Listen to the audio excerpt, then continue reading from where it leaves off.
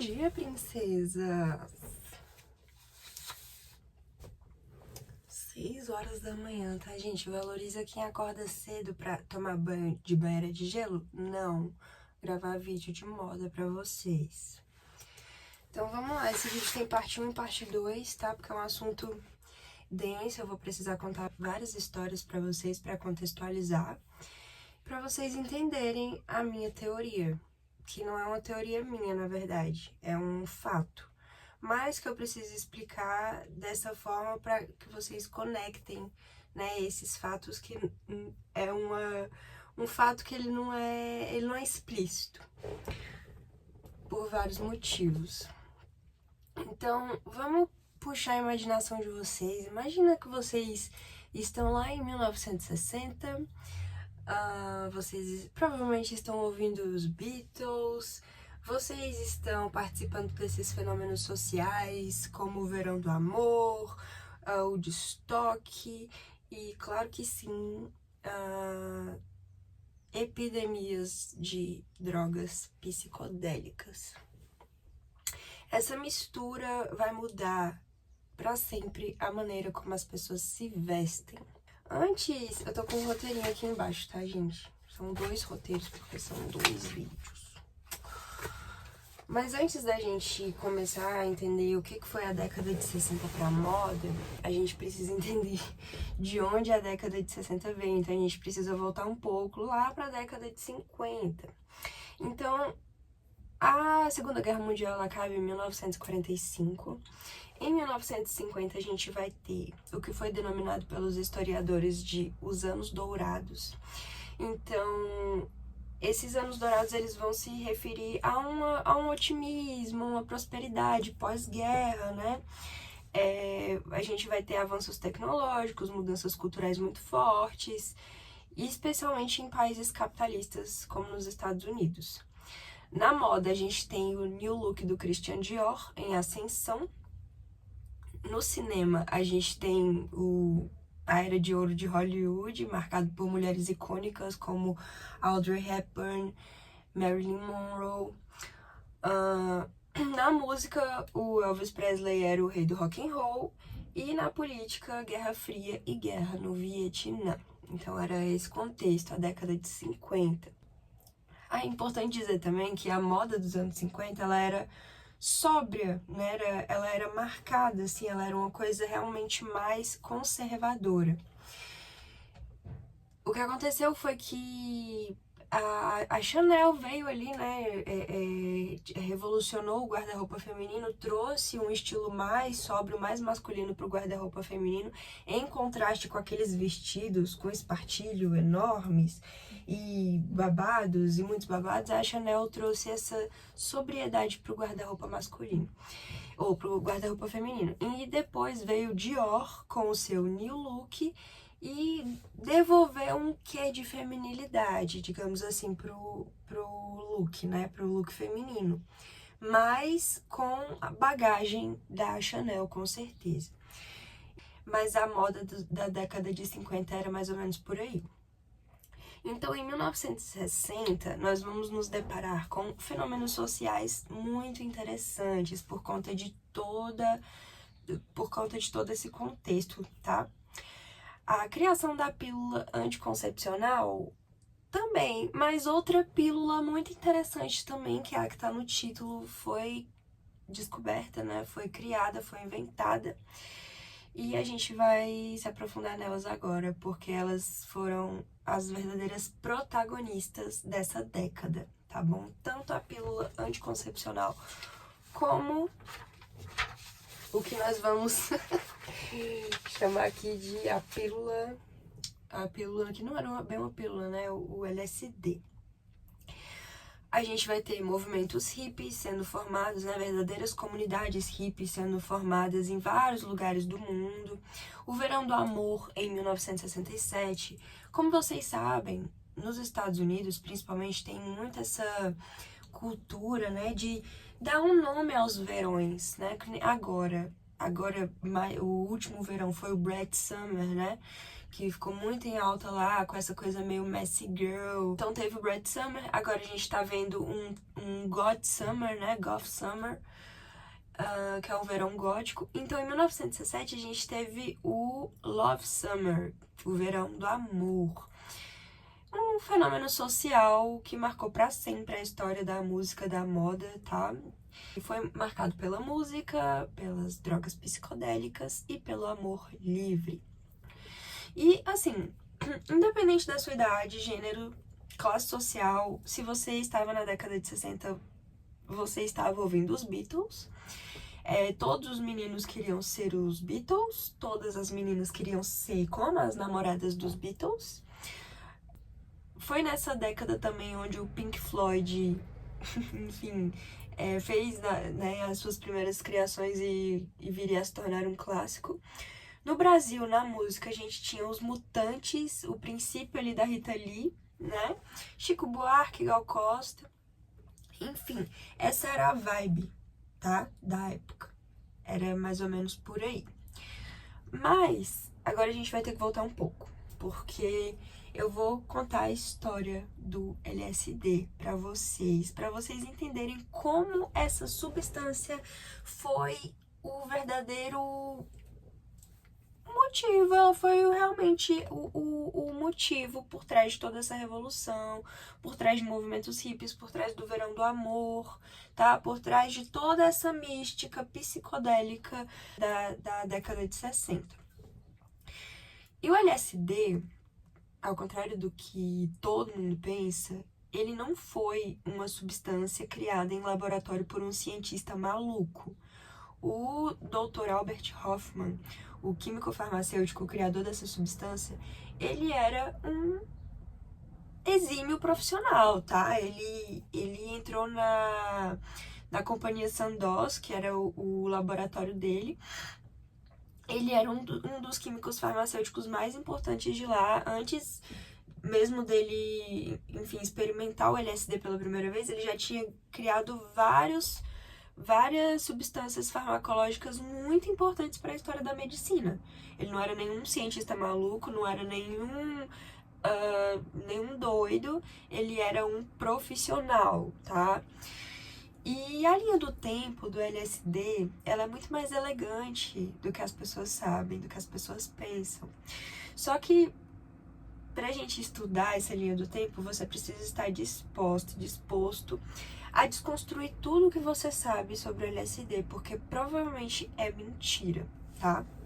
Então, a história começa em 1938, tá? Bem antes mesmo da década de 60, lá na Suíça, onde o LSD foi sintetizado pela primeira vez dentro de um programa de pesquisa em busca de substâncias que impedissem o sangramento excessivo durante o parto. Então, o LSD ele fazia parte de um programa mesmo de descoberta de substâncias que iam trabalhar dentro dessa área, né, do controle de sangramento, essas coisas, tá bom? A pesquisa foi descontinuada em 1943, ou seja, 5 anos depois.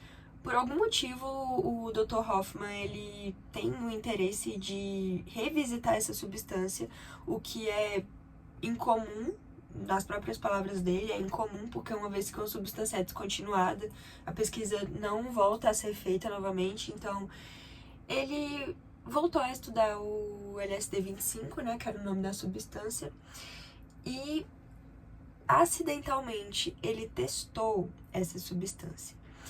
E houve, né, um efeito inebriante. Ele escreveu cartas depois ao chefe dele contando sobre esse efeito. Ele ficou muito curioso sobre esse efeito.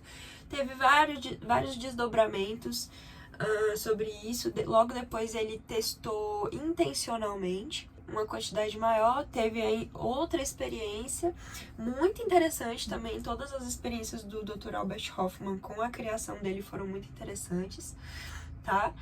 E, enfim, em 1947, a companhia Sandoz, que era o laboratório do Hofmann, Dr. Hofmann, É importante destacar que essa companhia, ela trabalhava com pesquisas de coisas naturais. Então, o LSD ele não é sintético, ele é semissintético. Existe uma grande diferença, tá? Mas como isso não é uma aula de química, eu não vou me aprofundar nisso com vocês.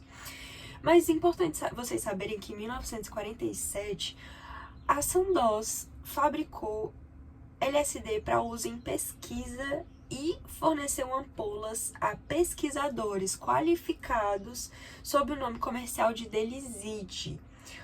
Eles viram o potencial terapêutico por trás dessa substância e distribuiu para todo mundo. Os efeitos eram realmente, apesar dos efeitos inebriantes que a gente conhece, tal como são, eles existiam, mas o potencial terapêutico por trás dessa substância era muito, muito, muito, muito maior, tá? Então, eles mandaram, né, o Deliside, era um medicamento, pra todo mundo testar, tá bom?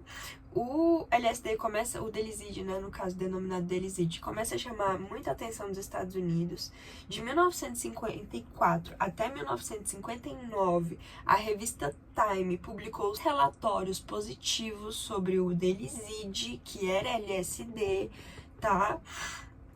Então, a facilitação dessa psicoterapia ou dessa entrega, né, desse medicamento do Deliside lá em 1957 mostrou grande potencial na psicoterapia, na cura do alcoolismo e no aumento da criatividade, tá bom? Então, realmente foi uma revolução para psiquiatria de maneira geral.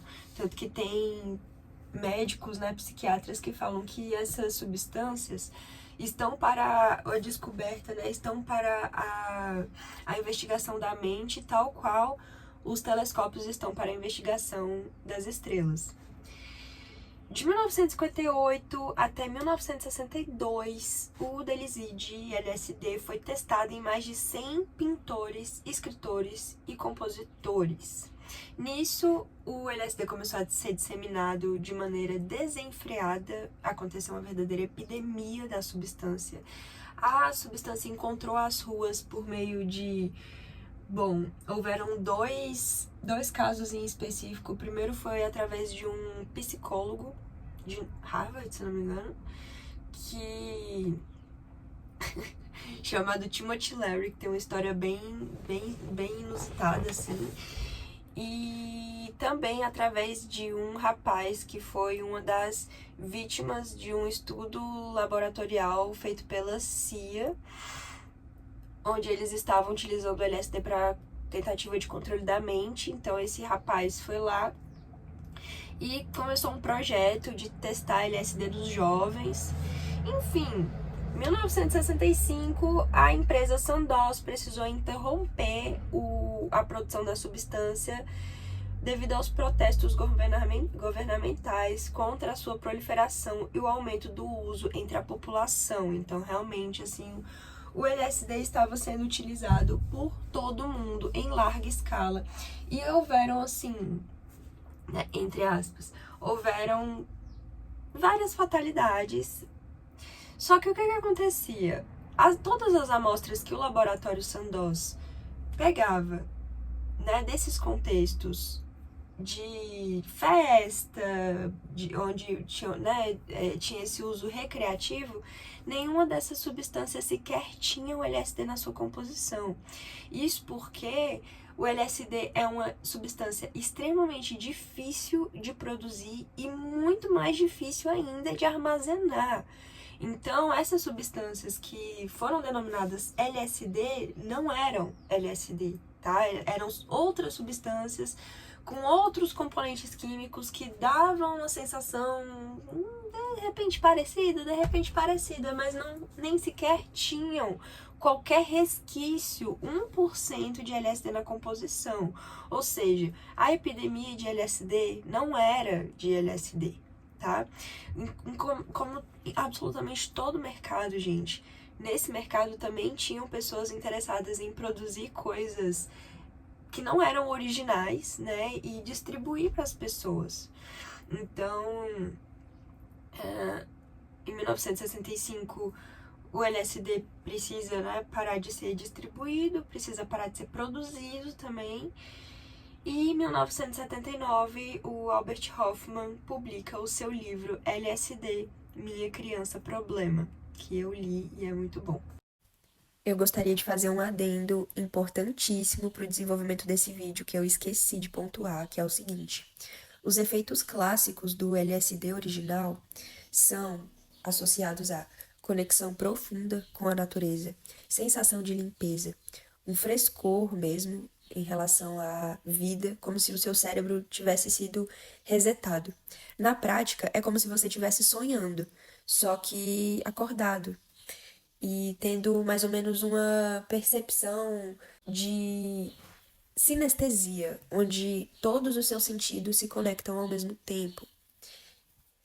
Ao contrário das substâncias que eram vendidas nas ruas como se fossem LSD, que são conhecidas hoje em dia pelos nomes de N-Bomb e NBOH, que causam confusão mental, sentimento de perseguição, paranoia, visões de coisas ruins, enfim, bem diferente. A questão aqui é que o LSD, ele é de fato um remédio muito bom e muito seguro, desde que utilizado dentro do contexto correto, de preferência dentro de um contexto totalmente clínico, controlado por profissionais da área da saúde, o que já é possível e legalizado em vários lugares do mundo. Então, gente, qual que é o efeito colateral do uso de LSD em massa, tá?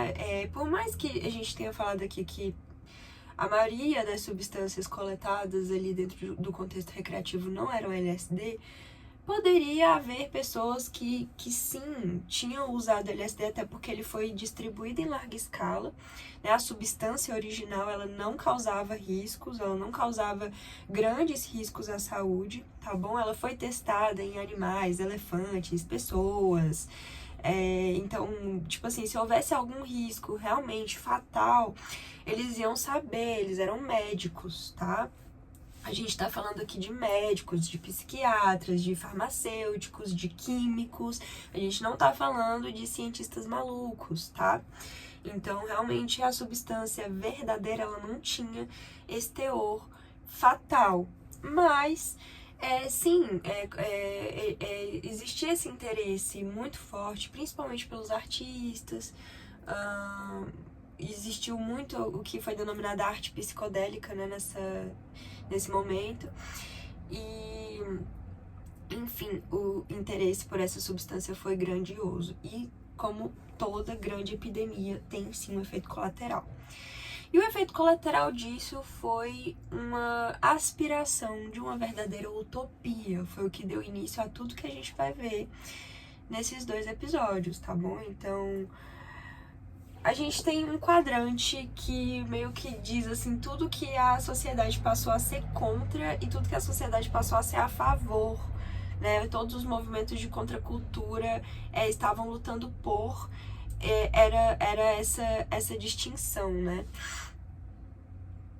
Aqui a gente não vai fazer juízo de valor, né, em relação ao que é certo, ao que é errado, se o efeito colateral do LSD foi bom ou foi ruim. Isso você vai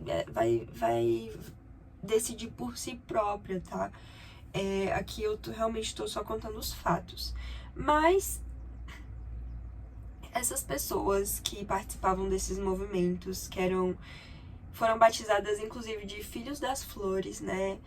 Flower Children, eles tinham como premissa uma intenção de diminuir o imperialismo da razão científica, a repressão sexual, o capitalismo e as guerras, em favor da natureza, do feminismo, do artesanato, do neotribalismo, né? Porque tem toda essa questão da vida de maneira mais natural, comida natural, tudo mais natural, roupas até mais naturais também, né? Um estilo mais natural. Amor livre e com certeza, os psicodélicos, né? Que fazia parte dessa cultura, não só o LSD, como outras substâncias também, o que com certeza acarretou, né, nessa resposta totalmente negativa a esse movimento de contracultura. Não por acaso essas substâncias foram proibidas e essas pessoas ficaram marcadas como rebeldes e drogados, enfim. Mas é inegável a influência desse período, dessa época e das pessoas que participaram, né, de todo esse movimento para a história da cultura, da moda. E a gente vai se aprofundar agora em moda e eu vou dar umas dicas para vocês também sobre livros, filmes, coisas para vocês consumirem, tá bom? Só que no próximo episódio, porque vai ter parte 2. Então é isso. Até lá!